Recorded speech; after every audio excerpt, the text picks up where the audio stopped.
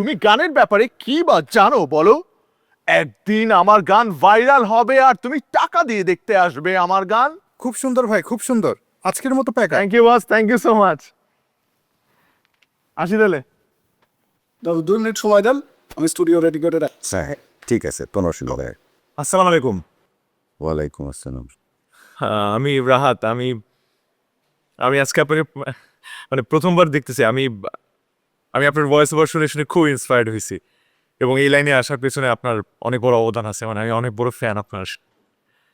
মানে তুমি যে আমার ভক্ত সেটা তুমি নিশ্চিত? জি। তাহলে তো একটা সেলফি তুলতেই হয়। তুমি আমার জীবনের প্রথম ভক্ত, একটা সেলফি না তুললে কি হয়? হ্যাঁ, আসি আসি। জি ভাইয়া।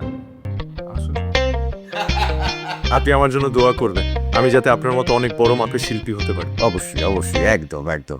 কিন্তু ওই শুধু দোয়াতে কাজ নাও হতে পারে, কিন্তু বরং তোমাকে একটা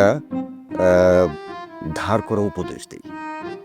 হ্যাঁ, এপিজে আব্দুল কালাম বলেছেন, তুমি যদি উড়তে না পারো অন্তত দৌড়াও, আর যদি দৌড়াতেও না পারো হামাগুড়ি দাও, থেমো না, এগিয়ে যা। বস, স্টুডিও রেডি, শুরু করি?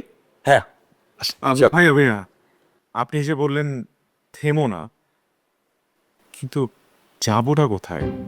আব্দুল কালাম সাহেব তো এ ব্যাপারে কিছু বলে যায়নি।